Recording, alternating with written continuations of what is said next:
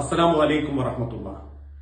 പ്രിയമുള്ളവരെ, വളരെ എമർജൻസിയായ ഒരു സഹായ അഭ്യർത്ഥനയുമായിട്ടാണ് ഞാൻ നിങ്ങളുടെ മുൻപിലേക്ക് എത്തിയിട്ടുള്ളത്. എറണാകുളത്ത് ഫോർട്ട് കൊച്ചിയിൽ സൽസബീൽ മസ്ജിദിന് സമീപം താമസിക്കുന്ന ഫാറൂഖ് എന്നൊരു സഹോദരന്റെ 4 വയസ്സുള്ള അൽന എന്നൊരു മകൾ മഞ്ഞപ്പിത്തം ബാധിച്ച് 1.5 മാസത്തിലധികത്തോളമായി ആശുപത്രിയിലാണ്.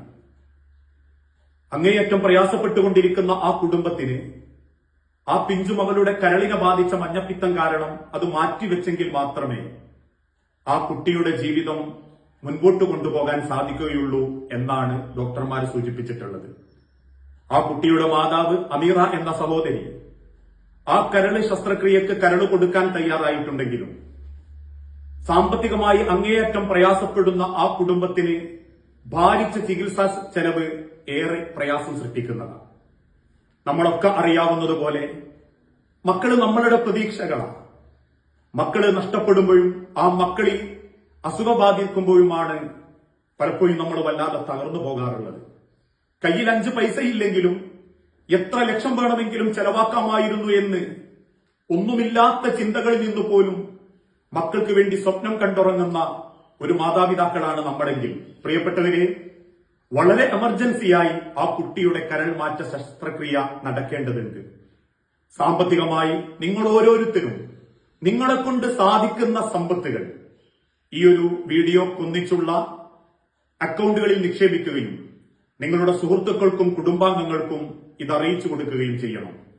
ഫോർട്ട് കൊച്ചിക്ക് സമീപമുള്ള സൽസബീൽ മസ്ജിദിന്റെ അരികിൽ താമസിക്കുന്ന ഫാറൂഖ് എന്ന നമ്മളുടെ സഹോദരന്റെ ഫാറൂഖ് അമീറ എന്ന ദമ്പതികളുടെ ആ 4 വയസ്സുള്ള അൽന സൈബ എന്ന പിഞ്ചു മകൾക്ക് വേണ്ടി നാടും നഗരവും നമ്മളും ഒന്ന് പരിശ്രമിച്ചു നോക്കുകയാണ്.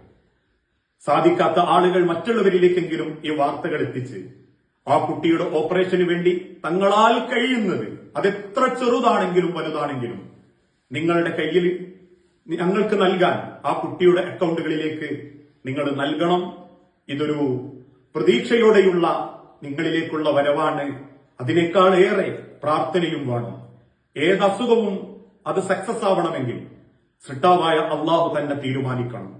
അകമയിഞ്ഞ റബ്ബിനോടുള്ള പ്രാർത്ഥനയും നിരന്തരമായ തേട്ടവും അതോടൊപ്പം നമ്മൾ ഒരുമിച്ച് പരിശ്രമിക്കുകയും ചെയ്യുകയാണെങ്കിൽ പലപ്പോഴും കൂട്ടായ്മകളാണ് പലതും വിജയിപ്പിച്ചെടുക്കാൻ സാധിക്കുന്നത്. പ്രിയപ്പെട്ടവരെ, ഓരോരുത്തരും സ്വന്തം മകൾ എന്ന ചിന്തയോടുകൂടി സാധ്യമാകുന്ന സഹായം ഇതോടൊന്നിച്ചുള്ള അക്കൗണ്ടിൽ എത്രയും പെട്ടെന്ന് നൽകി വളരെ പെട്ടെന്ന് എമർജൻസിയായി